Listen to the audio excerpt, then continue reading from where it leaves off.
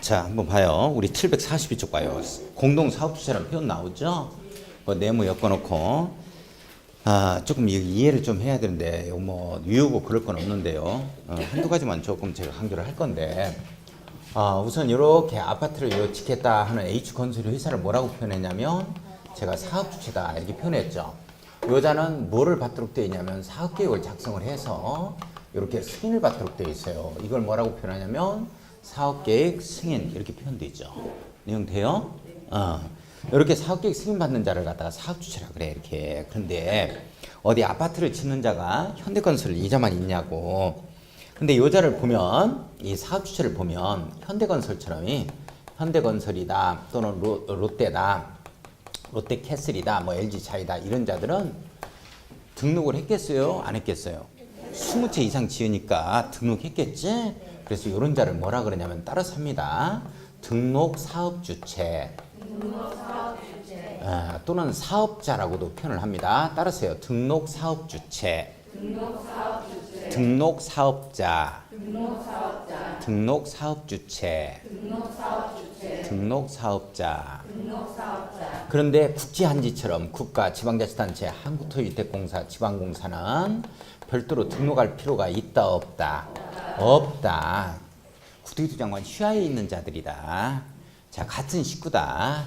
따라서 합니다. 비등록 사업주체 비등록 사업주체 비등록 사업자 등록 사업주체 등록했다 등록 사업주체 등록하지 않았다 비등록 사업주체 옳지. 그 다음에 공동으로 한다 공동사업주체 공동으로 한다 공동사업주체 공동사업자 공동사업주체 자, 지금 공동사업주체 할 거예요. 지금 이게 우리 아까 주택조합 나왔지? 시공능력 없잖아. 그러면 현대건설과 함께 하자. 이런 내용이에요, 지금. 이 세 가지가 있는데 한번 보겠습니다. 공동사업주체. 자, 토지소유자 나와요. 밑줄 긋고 토지소유자가 네모였고 주택을 건설하는 경우에는 주무시는 분 잡아간다 그런다. 우리 주무시는 분 없어요. 오지 마세요. 대통령으로 정하는 바에 따라 다른 데서는 빵 터져. 이제 진 돌아가야지 개그해야지 나 미치겠어. 자, 등록을 한 자, 등록 사업자와 등록 사업자 네모였고요. 가로 안에 작은 글씨. 여자와 공동으로 사업을 시행할 수 있다. 밑줄 긋고. 자, 이 경우 토지 소유자와 등록 사업자를 밑줄 두 줄.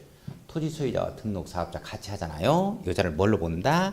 공동 사업주체로 본다. 이렇게 되는 거야. 잠깐.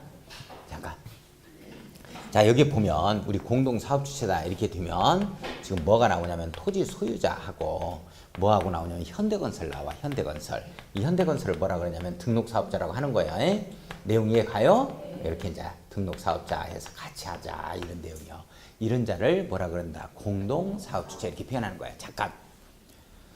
우리 수도권에서는 공동 사업주체 중에서 가장 많이 일어나는 게 요 내용이요. 토지 소유자하고 수도권 지역에서 여기에 등록 사업자가 가장 많이 일어나요. 이게 대표적인 게 김포에 가면 김포 고촌지구에 토지 소유자 누가 나오겠어요? 토지 소유자는 주로 우리 개인 생각하면 안 돼. 주로 법인들 또는 부동산 개발업자, 리츠 회사들 있잖아요. 막대한 자금력 가지고. 고촌지구 가면 다올 부동산 신탁회사가 부동산업자가 토지 소유권을 갖다 가지고 있고 시행자 위치로 나오는 거죠. 등록사업자 현대건설, 힐스테이트 요자를 지정해서 우리 시공자를 선정해가지고 한 사례가 있습니다. 이게 수천 세대가 들어와 있는 김포 고촌지구의 힐스테이트입니다. 이런 게 수도권에서 가장 많이 일어나요. 그 다음에 이제 지역 단위에서 일어나는 것이 바로 이제 조합하고 이렇게 같이 지역주택조합하고 같이 하는 거 있죠. 한번 보겠습니다. 주택조합 봐요. 자, 주택조합이 구성원의 주택을 건설하는 경우에는 자, 주택조합 네모였고 두 번째 줄 등록사업자라는 표현 나오죠. 끝에 네모 엮어놓고 자, 제가 3순환에서 가장 강조할 겁니다. 또 가로 열고 지방자치단체 한국토지주택공사면 지방공사를 포함한다 이 말 나오죠. 밑줄 그어놓고 별표 쳐요. 이거 시험 문제 안 떴습니다. 이거 참수란 때 제가 강조할게요. 지금은 놔두고 여자가 공동으로 사업을 시행할 수 있다. 밑줄 긋고 이 경우 주택조합과 등록사업자를 밑줄 두 줄 그어야죠. 공동사업주체로 본다. 밑줄 긋습니다. 우리 주택조합하고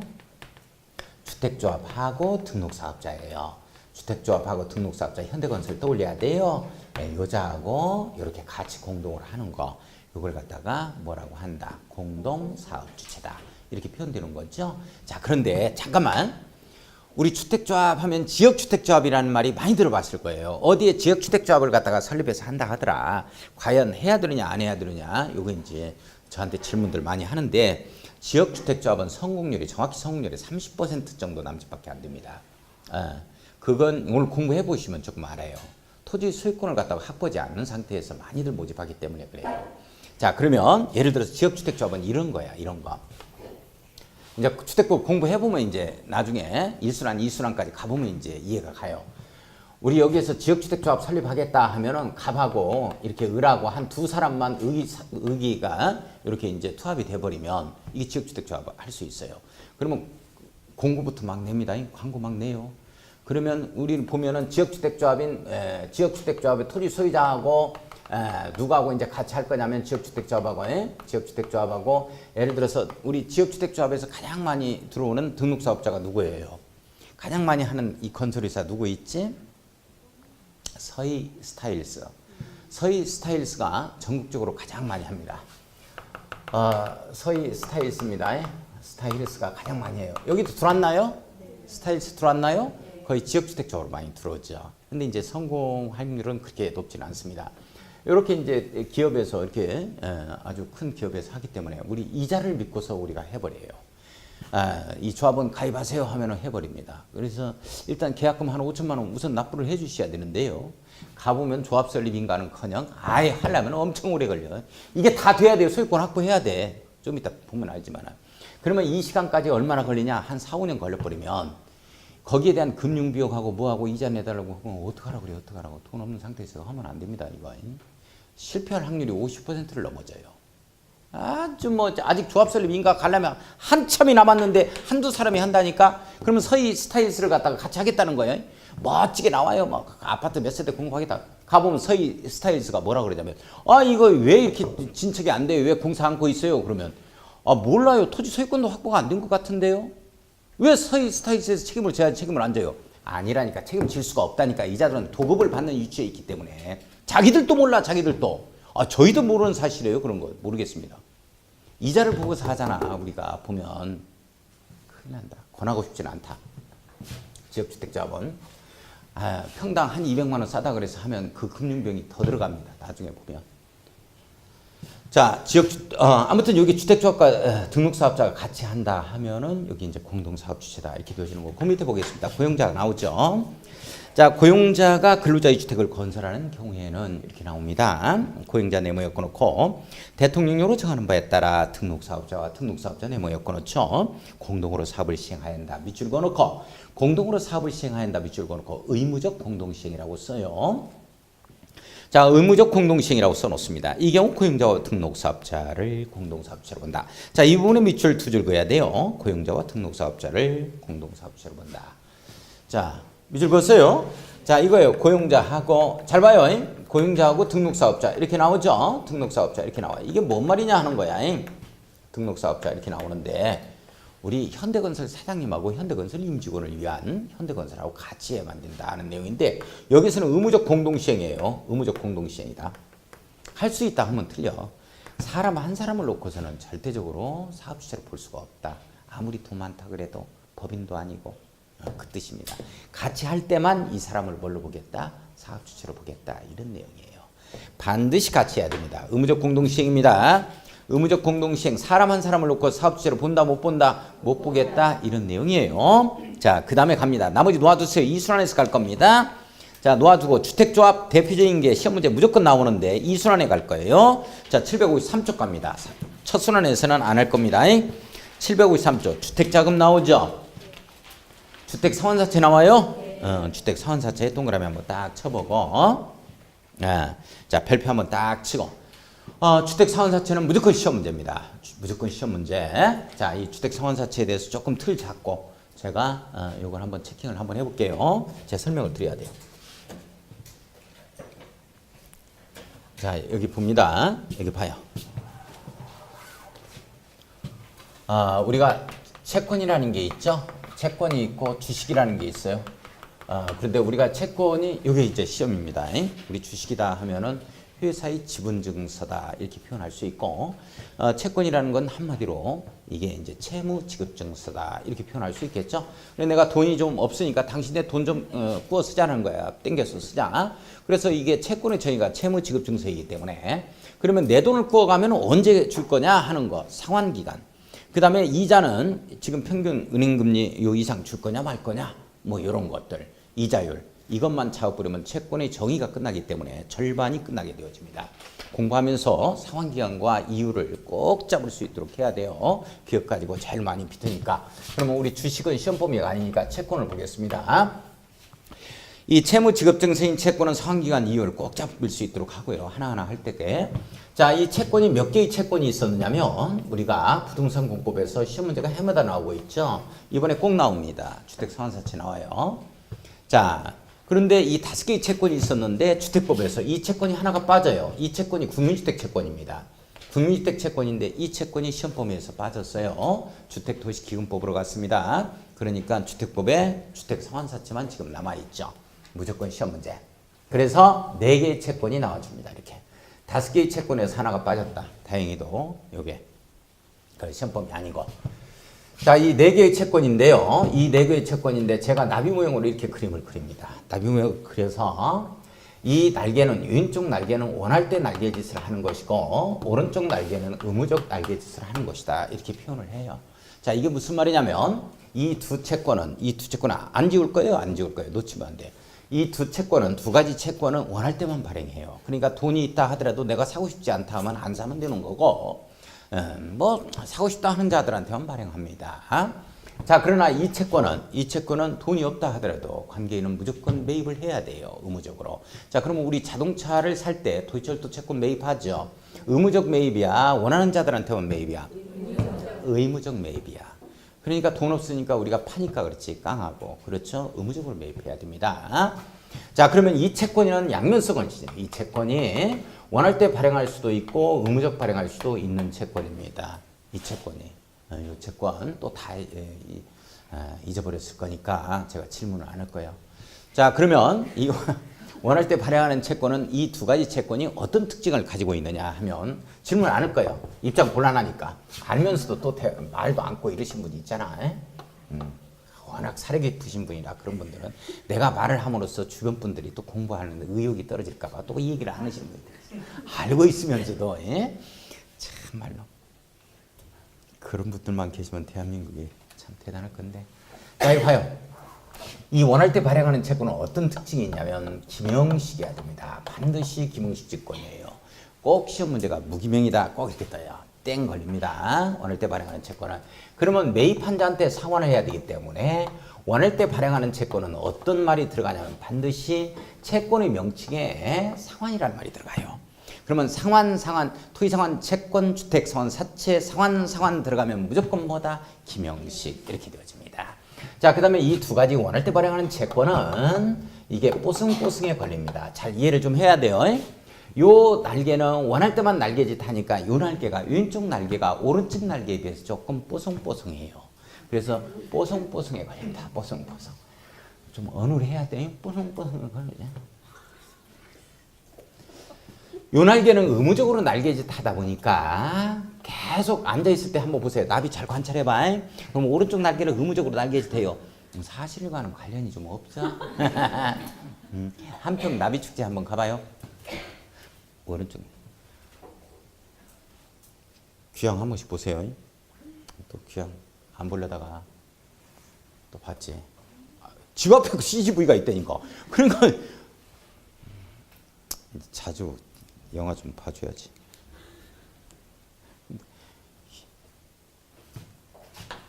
귀향에서 나비 많이 나와. 할 말이 참 끝났더라도 눈물만 흘리고 있어. 어떻게 말을 우리가 뭘 어떻게 하질 못해. 그렇다고 해서 내가 밀분동 가서 칼로 죽일 수도 없는 것이고. 아이, 힘없으면 그렇다니까. 있어야지.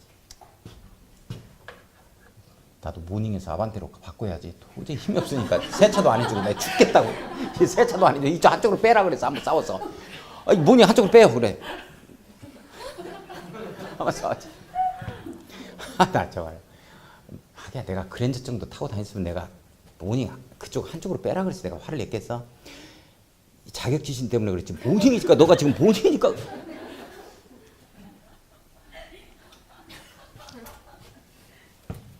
봐요. 요거 이제 의무적으로 날개짓 하다 보니까 여기에 피멍이 든다고. 이 피멍이 들어. 그래서 이 피멍이 들어가지고 이게 떨어져 버려요. 그래서 소멸시효를 규례하고 있는 채권이 이 채권이야. 이것 가지고 시험 문제 무지하게 난다고. 원금은 5년, 이자는 2년의 소멸시효 걸리는 채권 이 채권이다. 이게 다른 데로 막 들어가. 그러면 또 틀린단 말이야. 이 그림이 상당히 과학적입니다. 모든 이게 외우는 방식은 제가 다 만들었어요. 다시 한번 강조하는데 어디에서도 누구 강의를 따가지고 제가 만든 건 하나도 없다. 제 거다. 제 거. 연구 많이 했어요. 제가 노량진 행정고시학원에서 약 12년 전에 강의를 할 때 이걸 채권 나오면 계속 잊어버리는 거야. 그래가지고 제가 일산에서 거기까지 가면 딱 1시간 20분 걸립니다. 종로 상가에서 갈아타야 되거든요. 그러면 1시간 20분 걸리는데 그 시간에 신문을 가지고 가면서 신문 좀 읽으면 입고자 하는데 내만 읽어. 그러고 나면 이제 고민을 하는 거야. 맨날 나오면 틀리는데 시험 문제 해마다 나오는데 나오면 맨날 틀리단 말이야. 이걸 어떻게 잡아야 될까 하고 막 앉아서 막 그림을 그려가는 거야. 그러면서 나비 모양으로 잡히더라고. 그래서 이거 만들어낸 거야. 12년 전에 만들어낸 겁니다. 이거 만 12년 됐어. 이렇게도 안 들어가. 나 미치겠어. 그러면 어떡하라 그래.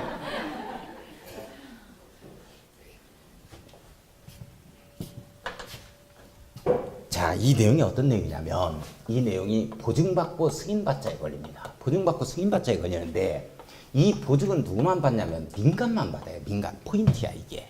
그러니까 이 주택상환사채를 발행하는 자는 모두 금융기관이나 주택보증공사에 있어서 주택도시보증공사의 보증을 받아야 한다. 이 지문이 떠버리면 틀린다고. 민간만 보증받는 거예요. 자, 그 다음에 승인은 모두 받아야 돼요. 승인은 모두 받아야 돼요. 모두. 그러니까 뭐 등록사업자인 뭐 주택상환사채를 발행하는 등록사업자만이 국토교통장관의 승인을 받아야 된다. 뭐 이렇게 주택상환사채를 발행하기 전에 이런 말 나오면 틀린다. 모두 다 받아야 된다. 자, 그러면 요걸 지금 하는 거야. 주택상환사채를 이건데 주택상환사채가 왼쪽 날개 아랫부분입니다. 이건데 말 그대로 이건 뭐냐면 좀 이해를 해야 돼요. 안 지워. 말 그대로 주택으로 상환하는 사채입니다. 사채. 여기서 포인트는 뭐냐면 사채라는 말이 잡히네요. 그래요, 안 그래요? 사채다. 따라서 주택법에서 규율하고 있는 이 모든 것 외에는 주택법에서 규율하고 있는 내용 외에는 사채 발행하기 관한 규정 이런 것들이 모두 뭘로 가냐면 주택법상 규율되는 거 제외하고 상법으로 가요. 이 상법으로 가기 때문에 사채니까 상법으로 갑니다. 만약에 이게 시험 문제가 상법을 지방재정법, 조례 이런 말로 바꾸는 순간 틀려버리고 또는 국채법 이렇게 바꾸면 틀립니다. 상법으로 갑니다. 사채니까. 자, 그러면 말 그대로 주택으로 상환하는 사채입니다. 주택으로 상환하는 사채니까 아파트 지어가지고 요걸로 갑한테 이걸 주겠다, 을한테 이걸 주겠다, 병한테 이걸 주겠다 이 내용이지. 그렇죠? 그러니까 요건 상환기간이라는 건 있어요. 이따 체킹을 할 겁니다. 그런데 이자라는 말이 있겠어 없겠어? 그렇지. 아파트 이걸 주면 되는 거지. 뭘 아파트 이거 한 채 주면서 이자로 모래 5삽 더 주겠다 이런 말이 없잖아. 그런 말이 있을 수가 없잖아. 그래서 여기서 어떻게 나오냐면 이자라는 말이 없기 때문에 3억짜리를 미리 발행하는 거야. 그래서 2억 7천에 발행하겠다. 할인해서 발행하겠다. 아니 액면가 그대로 발행할 거야. 그런데 인건비 오르잖아. 그래 입주 가능일까지 한 4, 5년 걸리는데 발행해서부터 시작해서 공사비 올라도 부담 안 시킬게 해서 액면가로 발행한다. 그 다음에 할인을 발행한다 하는 건 여기에서만 나오는 말이야. 내용 이해가요? 자, 그러면 여기에 이제 초점을 두어서 강조를 할 거야. 지금부터 볼 겁니다. 주택상환사채 가겠습니다. 안 지워. 계속 그려갈 거야. 나비를 하도 많이 그려가지고 시험 보고 오면 10월 29일 시험 보고 오면 이렇게 두꺼운 책을 나비가 가지고 달라가. 진짜요? 자, 보겠습니다. 753쪽에 주택선언사채 발행자 등 갑니다. 자, 발행자는 잘 봐요. 잠깐만요. 발행자는 아파트를 지을 수 있는 자가 발행하겠지. 지어가지고 이거를 상환해야 되니까. 그지? 그러니까 이게 한국토지주택공사하고 한국토지주택공사하고 현대건설 등록사업자가 발행한다 이렇게 나와. 그럼 포인트가 뭐냐면 시험 문제가 어떻게 뜰 거냐면 주택상환사채의 발행은 한국토지주택공사와 지방공사가 발행할 수 있다. 이 지문이 뜬다고. 또 그러면 또 틀린다고. 왜 그 지문이 뜨냐면 한국토지주택공사와 지방공사가 어디에 나왔거든. 그걸 뭐라 그러지? 우리 한국토지주택공사와 지방공사를 합해서 뭐라 그래? 옳지. 주택공사? 응?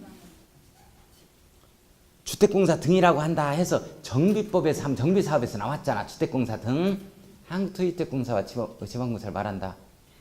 괜히 했지? 이거 하는 거나 해? 그러면 그게 어디에 나오냐면 우리 정비법에서 그 지문이 나오다 보니까 그렇게 뜬다고. 그래서 이 주택상환사채를 발행하는 자는 한국토지주택공사와 등록사업자를 말한다. 이 말을 지방공사를 말한다. 이렇게 나와. 이게 나오면 틀린단 말이야. 그러면 여기 포인트는 봐봐. 한국토지주택공사는 공공이지. 보증 받겠어 안 받겠어? 안 받지. 민간만 받는다니까. 민간이니까 누구만 받는 거예요? 등록사업자만 받는 거예요. 보증을. 내용 이해가? 그러면 이제 이 한국토지주택공사 등록사업자 둘 다 구토유투명간의 승인을 받는 거지. 주택상환사채는 아무 때나 발행하는 거 아니야.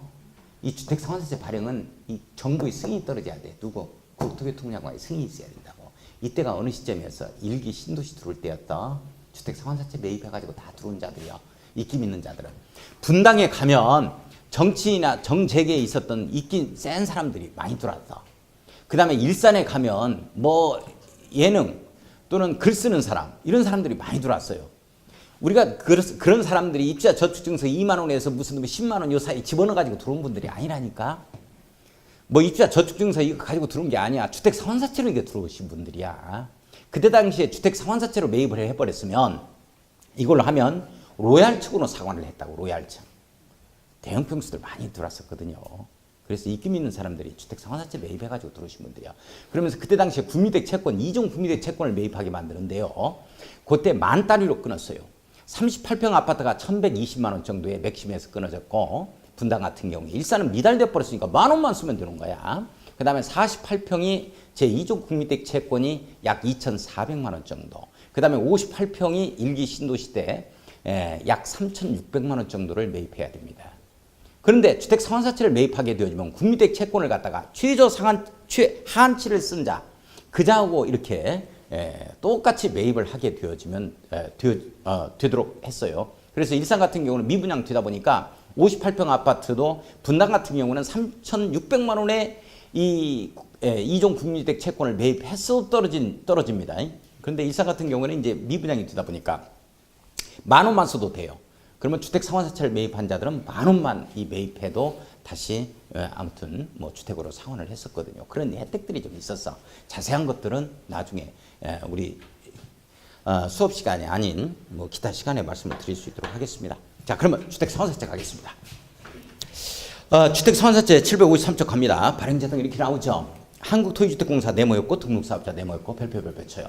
자, 주택상환사채는 누가 발행한다? 한국토지주택공사와 등록사업자. 다시. 자, 주택상환사채는 누가 발행한다? 한국토지주택공사와 등록사업자가 발행한다. 대통령령으로 정하는 바에 따라 주택으로 상환한 사채입니다. 주택상환사채를 발행할 수 있다. 주택상환사채 밑줄 긋습니다. 발행할 수 있다. 밑줄 그어놓고. 자, 주택상환사채 누가 발행한다? 한국토지주택공사와 등록사업자. 지방공사로 바꾸면 안 됩니다. 이 경우. 자, 이 경우 후단입니다. 동그라미 치고 등록사업자라는 네모였고 넣습니다. 등록사업자가 그래? 한국토지주택공사가 그래? 그렇지. 그러면 등록사업자는 이 말은 한국토지주택공사는 해당 사항이? 옳지. 그걸 잡아야 된다고. 반대 해석해야 돼요. 자, 등록사업자는 자본금, 자산평가 및 기술 이력 등이 대통령으로 정하는 기준에 맞고 금융기관 밑줄, 주택도시보증공사 밑줄, 보증 동그라미 2번 별표 칩니다. 보증은 누구만 받자? 옳지. 민간 등록사업자만 받자. 민간인 등록사업자만 보증받자. 보증은 누구만 받는다? 민간, 즉 등록사업자만 받는다. 한국토지주택공사는 보증 받는다 안 받는다? 안 받는다. 보증을 받은 경우에만 주택상환사채를 발행할 수 있다는 밑줄 긋습니다. 자, 주택 상환사채의 발행에 네모였고 놓습니다. 동그라미 1번. 기억년 디귿 묶어야 되겠죠. 자, 주택 상환사채는 액면 또는 할인 후 방법으로 발행한다. 액면 동그라미, 할인 동그라미 치고 별표 칩니다. 금융기관의 평균 이자율 이상 지급해야 된다. 이런 말 나오면 돼, 안 돼요? 안 되지. 먼저 발행하니까 3억을 미리 땡겨 쓰는 거니까 할인하겠다. 액면가 그대로 발행하겠다. 이렇게 됩니다. 자, 그 다음에 니은번의 주택 상환사채권에는 기호와 번호를 부채하며 밑줄 긋습니다. 자, 사채권에는 넘버링이 되어 있어야 돼요. 우리 돈에도 넘버링 붙어 있어요? 네. 그와 똑같이 되어 있어야 됩니다. 그렇지 않으면 복사해가지고 다 써버리면 어떡하라 그래. 약간 웃을 수도 있었던. 자, 국토위 특물이 정하는 사항을 기재해야 되고요. 자, 그 다음에 디귿 번에 갑니다. 주택 상환사채의 발행자는 동그라미 칩니다. 주택 상환사채 대장을 비치하고 밑줄 긋고 비치는 발행자가 한다. 이 내용이에요. 사채권에는 발행 및 상환에 관한 사항을 기재하자. 자, 동글배기 2번 갑니다. 등록사업자의 발행 요건 네모였고 등록사업자의 발행 요건은 이러이러한 요건을 갖춰야만 등록사업자가 발행할 수 있다는 얘기죠. 현대건설이. 내용 이해 가요? 그러면 반대해서 갑니다. 우리 한국토지주택공사는 이 발행 요건이 있다 없다? 그렇단 말이야. 그러면 시험 문제 어떻게 뜨느냐? 밑에 A, B, C 이런 요건을 갖추었을 때 한국토지주택공사는 주택상환사채를 발행할 수 있다. 이 지문이 뜬다고. OX. 그렇단 말이야. 등록사업자만 그렇다. 등록사업주자. 등록사업자만 이렇게 사채 발행할 때 이 요건이 필요하다. 한번 보겠습니다. A번의 법인으로서 자본금이 5억 원 이상이어야 된다. 5억 원 이상이다. 밑줄 긋습니다. 자, B번 갑니다. 건설업 등록을 한자일 건 밑줄 그어요. 자, 밑줄 그어요. 건설산업기본법에 따라 건설업 등록을 한자일 건 밑줄 그었어요? 넘기지 말고. 잠깐, 넘기지 말고. 잠깐. 제 설명 드려야 돼. 제 설명 갑니다. 잘 봐요. 우리 현대건설이 있어요. 현대건설회사가 있습니다. 현대건설회사가 있는데 이걸 갖다가 건설업자라 그래. 많이 들어본 게 등록사업자라고 많이 들어봐. 옳지. 건설업자라고 많이 들어봤죠? 예.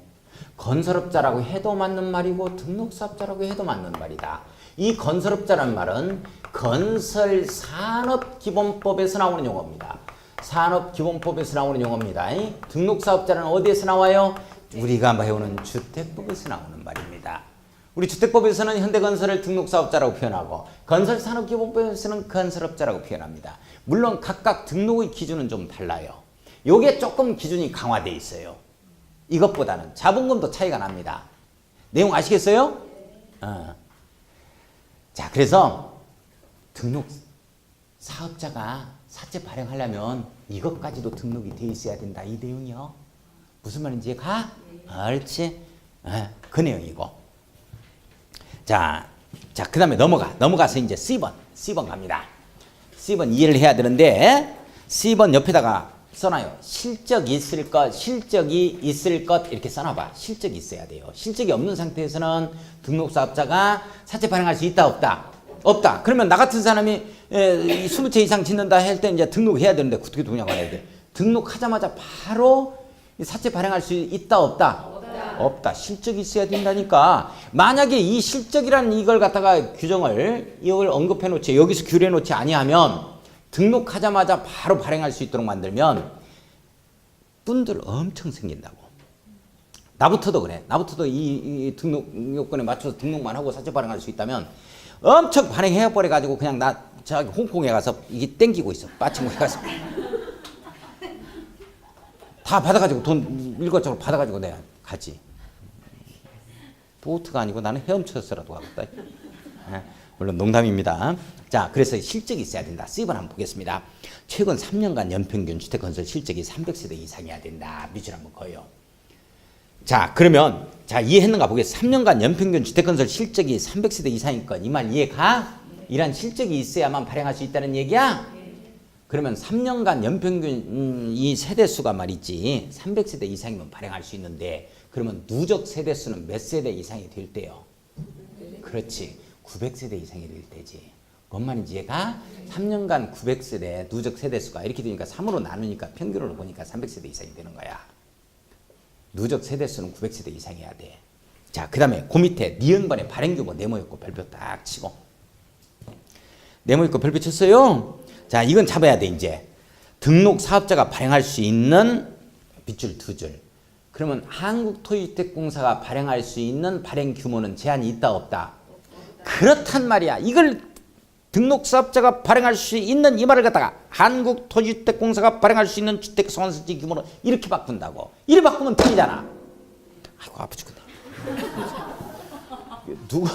누구만 그렇다? 등록 사업자만 그렇다. 등록 사업자만 그렇다.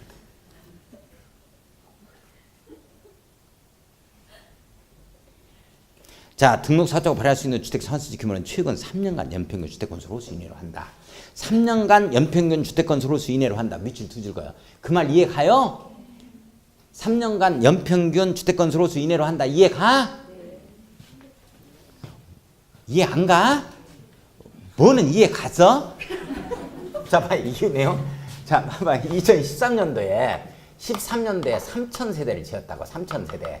짓고 2014년도에 안 지어버렸어. 2015년도에 안 지어버렸다고. 그럼 몇 세대 발행할 수 있어? 1,000세대 발행할 수 있다 이 말이지. 연평균이니까 연평도요?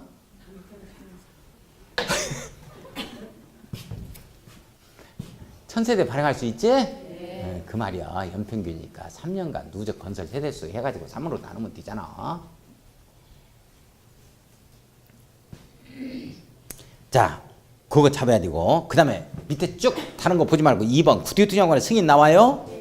자, 구티투자관의 승인 밑줄 두 줄 그어놓고 승인의 동그라미 딱 치고 주택 상환사채를 발행하려는 자는 밑줄 그어야지. 주택 상환사채를 발행하려는 자는 밑줄 그었어요? 거기다 써놔야 돼.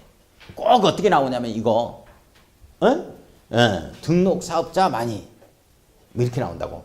거기다 써놔. 한국토지주택공사와 등록사업자라고 써놔야지. 주택 상환사채 발행하는 자 누구누구? 한국토지주택공사하고 등록사업자하고. 우리 나비 모양 6월 말까지 그려 들어가야 돼요. 6월 말까지. 안 그려주면 제가 그려드릴게. 6월 말까지 한번 그려봐. 그려가는 쭉쭉 자기가 이렇게 있고 거기다가 보완도 좀 하고 그게 더 자세히 저는 이제 설렁설렁 그려줄 거예요. 이제 자기가 공부하는 거예요. 공부라는 건 자기가 해야지. 공부는 자기가 하는 거다라는 걸 느낄 수 있도록 제가 하기 위해서 하는 거예요. 물론 못 하시면 제가 그려드려. 그런데 남이 그린 건 효과가 별로 없다. 자기가 해보자. 선수. 나비 모양 못 그리면 6월 말까지 제가 그릴게요. 그러면 어느 쪽에 막 구석에 막 이론 정리가 되어 있을 건데 뭐 어디에 있는 거 모르지. 읽어봐도. 자, 주택 상환사채를 발행한 자는 누구와 누구를 얘기한다? 한국토지주택공사하고 옳지. 등록사업자는 대통령이 정하는 바에 따라 주택 상환사채 발행 계획 수립해서 구티투자관 네모였고 승인 동그라미 치고 받아야 한다. 승인은 누구만 받는다? 모두 받는다. 모두 받아야지. 예. 보증은 누구만 받고? 민간 등록사업자만 받는 거지? 왜 이렇게 가냐면 이거 할 때 이거 또 똑같이 간다고. 이렇게 김형식이다 뽀송뽀송하게 걸리다 똑같이 가. 이게 토지상환 채권 들어갈 때. 그러면 이제 시행자 중에서 민간 시행자만이 보증받고 공공시행은 보증을 안 받습니다. 이런 얘기해. 그러면서 지정권자에 모두 승인을 받는다. 막 이런 말이 들어가거든. 그래서 그래. 저걸 꼭 잡아야 돼. 김형식 뽀송뽀송해. 자, 오른쪽 가. 오른쪽. 다른 거 공부하는 거 아니에요. 발행요건 등 이렇게 나오죠. 자, 발행요건 등 네모였고. 이거 중요하다. 동그라미 1, 2번 묶어놓고 별표 딱 치고. 예, 하는 쪽쪽 중요하네. 주택 상환사채 발행 요건 및 상환 기간은 대통령 법령 시행령으로 정하는데요. 자, 기간 나오죠.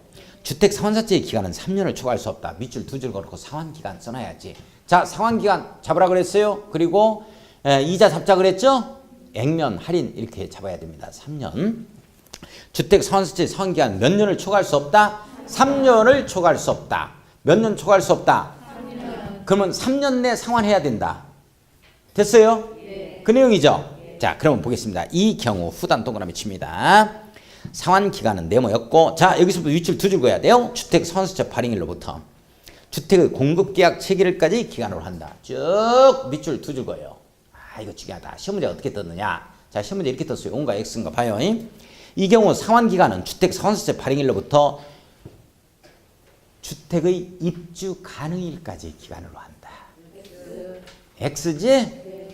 주택 입주 가능일이요. 공급계약 체결일이요. 옳지. 공급계약 체결이면은 바로 상환하는 걸로 보겠다는 얘기야. 이 말이 무슨 말인지 이해가?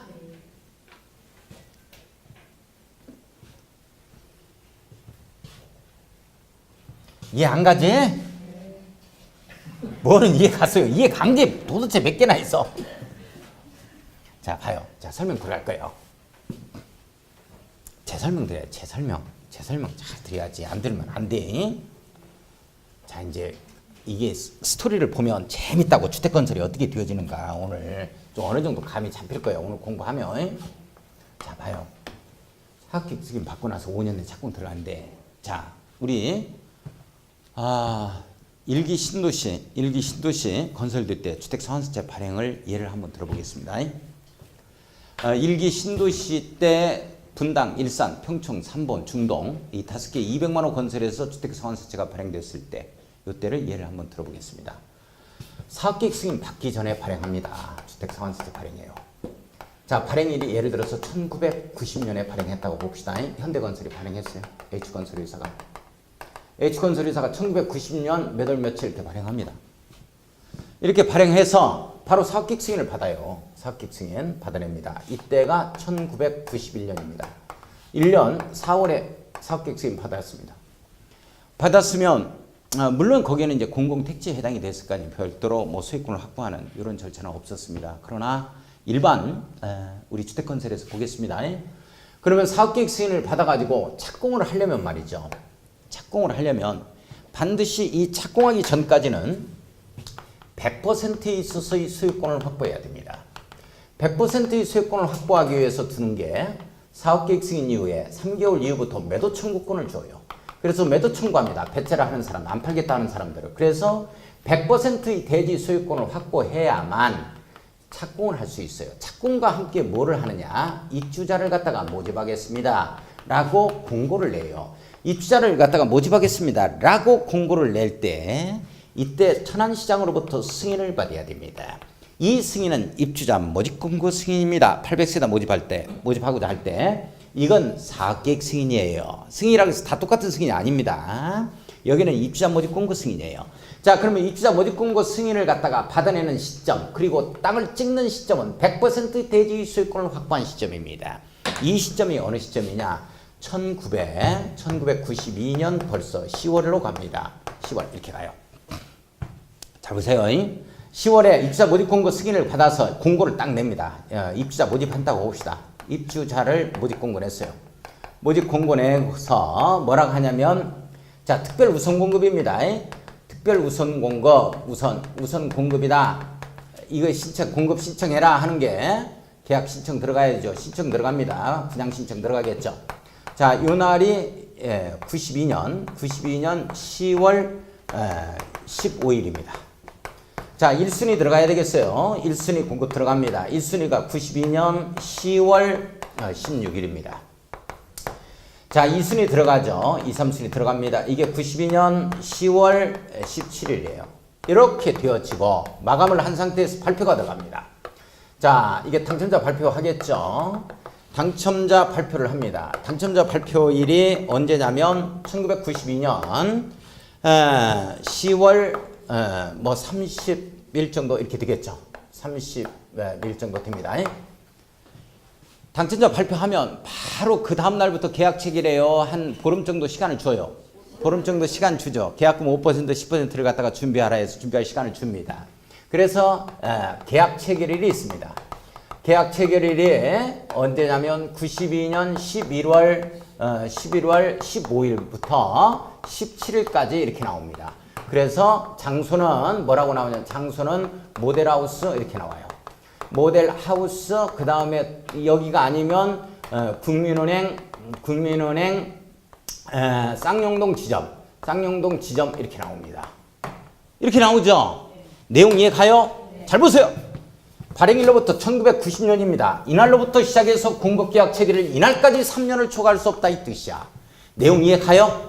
이게 3년을 초과할 수 없다 이렇게 나옵니다. 따라서 여기서 계약 체결해서 딱 가보니까 현장에 가보니까 지어져 있어. 포크레인 한 대만 와 있어. 그렇단 말이야. 포크레인 한 대만 와 있어. 다시 여기서 여기까지 입주하려면 몇 년 걸려? 이게 2, 3년 걸립니다. 2, 3년. 그러니까 돈 있는 사람들의 잔치야. 주택 상환사채는. 돈 없는 사람들은 살 수가 없어요, 이게.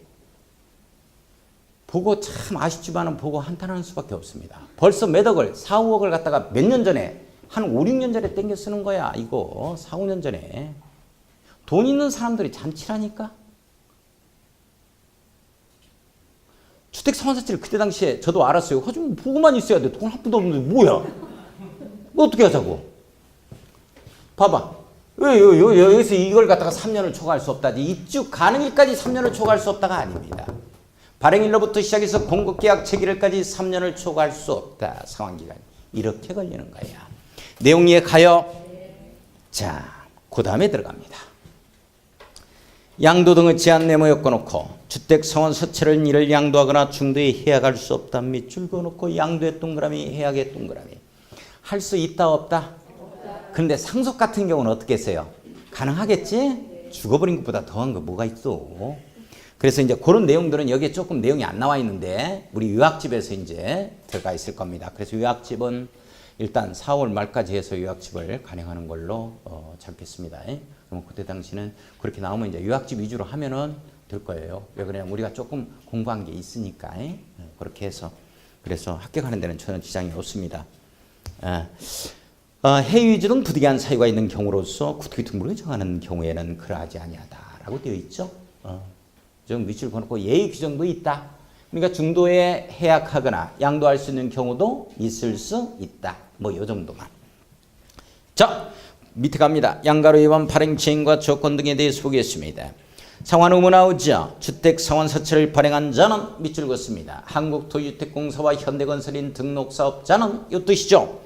발행 조건에 따라 주택을 건설하여 사채권자에게 상환하여야 한다. 밑줄 그어요. 사채권자에게 갑을 병에게 사채를 매입한 자에게 이 뜻이죠. 상환하여야 한다. 대항력의 동글베개 칩니다. 자, 주택상환사채는 김영증권으로 하고 김영증권 내모였고 별표 칩니다. 이걸 하니까 자 잠깐만요. 자, 원할 때 발행하는 상환이 들어가 있는 이 채권은 매입한 자한테 상환을 해야 되기 때문에 반드시 김영시고 뽀송뽀송해 걸립니다. 꼭 잡아야 돼요. 이걸 무기명으로 바꿉니다. 큰일 납니다.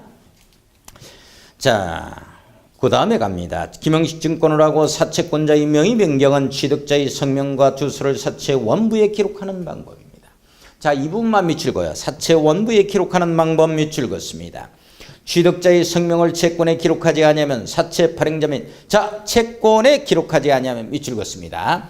채권이 됐든지 원부가 됐든지 간에 둘 다 기재하자 이런 내용이에요. 사채 발행자 및 제3자에게 대항할 수 없다. 자기 권리를 주장할 수 없다. 이 뜻입니다. 자, 필요조치 필요 없고요. 밑에 양가로 3분의 주택상환사채의 효력에 대해서 나옵니다. 네모 엮어놓고 별표 쳐요. 자, 등록사업자의 등록이 말소된 경우에도 밑줄 그어야죠. 등록사업자가 발행한 주택상환사채의 효력에는 영향을 미치지 아니한다. 밑줄 긋습니다. 별표 쳐야 돼요. 자, 이 등록사업자의 등록이 말소된 경우에도 등록사업자가 발행한 주택상환사채의 효력에는 영향을 미친다. 미치지 아니한다. 미치지 아니한다. 이렇게 나와야 되는데 미친다. 이렇게 되면 진짜 미쳐버리는 거예요. 안 했어야지. 이게 상당히 중요한 건데. 왜? 보증받으니까 등록사업자는 보증받으니까 주택도시보증공사가 다 해. 영향을 미친다 안 미친다? 안 미친다. 안 미친다지. 미친다면 미치는 거예요. 한 번 해서 안 웃으면 안 했어야 돼. 자꾸 이거 반복하면. 자, 넘어갑니다. 넘어가서 상법입니다. 상법의 적용이란 말에 상법 동그라미 칩니다. 주택상환사채에 관하여 이 법에 규정한 것 외에는 밑줄 두 줄 봐요. 이 법에서 규정한 것 외에는 밑줄 두 줄. 상법 중 사채 발행에 관한 규정을 적용한다. 밑줄 긋습니다. 거기까지만 봅니다. 다른 거 읽는 거 아니에요. 자, 시험 문제 이렇게 나왔어요. 주택법령상 시험 문제 2주문이 나왔습니다.